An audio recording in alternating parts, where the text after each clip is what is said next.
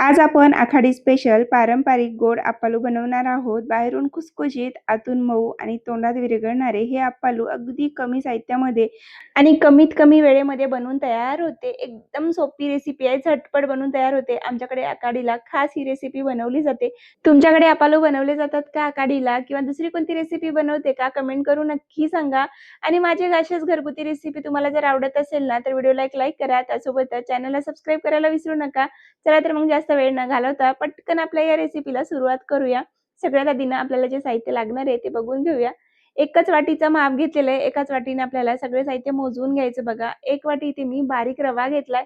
1 वाटी गव्हाचं पीठ घेतलेलं आहे. 1 वाटी इथे मी साखर घेतलेली आहे आणि त्याच वाटीने 1 वाटी पाणी घेतलेलं आहे आणि पाव वाटी इतकं आपल्याला तूप लागणार आहे. आणि थोडंसं पाव चमचा इतकं इलायची पावडर घ्यायचं आहे.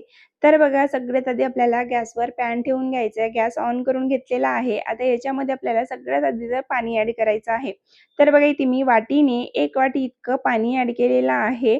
त्याच्यामध्येच आपल्याला तूप ॲड करायचं आहे. तर मी इथे पाव वाटी इतकं तूप घेतलेलं आहे. एकदम परफेक्ट माप आहे. या मापाने जर तुम्ही हे अप्पालू बनवलात ना, तर अजिबात बिघडणार नाही. एकदम खुसखुशीत, कुरकुरीत बनून तयार होतात.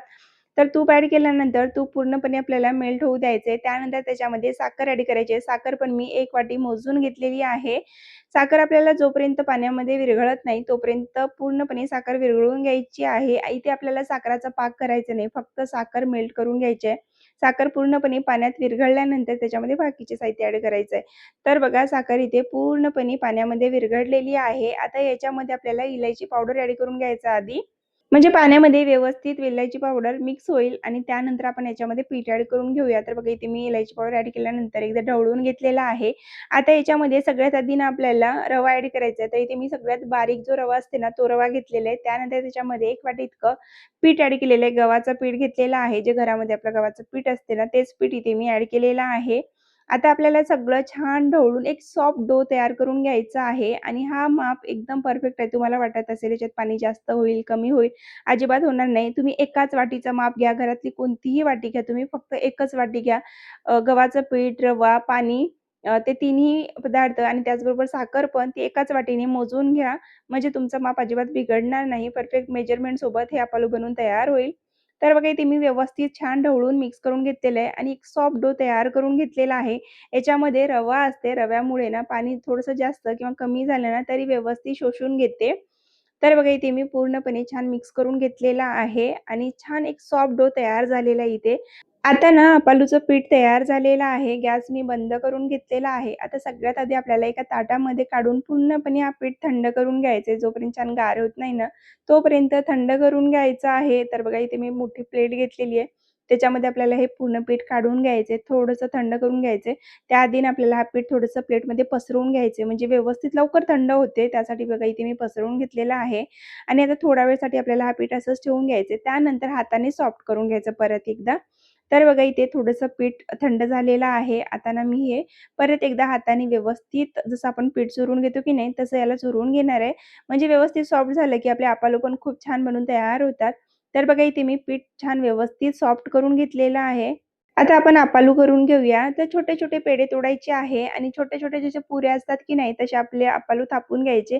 तर मी हातावरच थापून घेणार आहे. एकदम छोटे-छोटे करायचे असते. त्यासाठी आपल्याला लाटायची गरज नाहीये किंवा खूप जास्त मेहनत करायची गरज नाही. हातावरच होतात हे. तर एक छोटूसा पेढा घ्यायचा दोन्ही हातामध्ये. छान त्याला राउंड-राउंड करायचं बघा असं.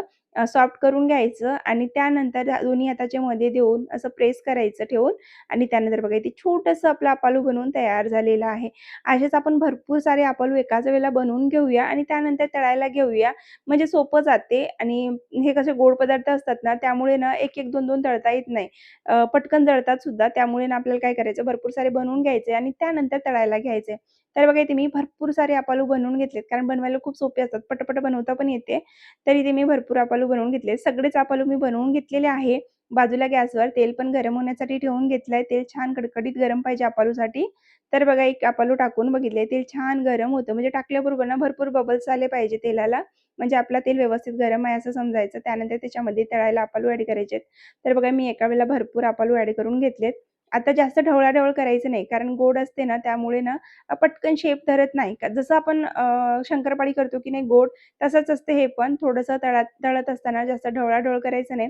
थोडंसं त्याला कलर चेंज होऊ द्यायचं, म्हणजे थोडा वेळ शिजू द्यायचं तेलामध्ये आणि त्याच्यानंतर शेप पकडल्यानंतर त्याला पलटवून घ्यायचं आणि आलटून-पलटून थोड्या वेळसाठी त्याला छान गोल्डन ब्राउन होईपर्यंत, मस्त क्रिस्पी होईपर्यंत तळून घ्यायचंय.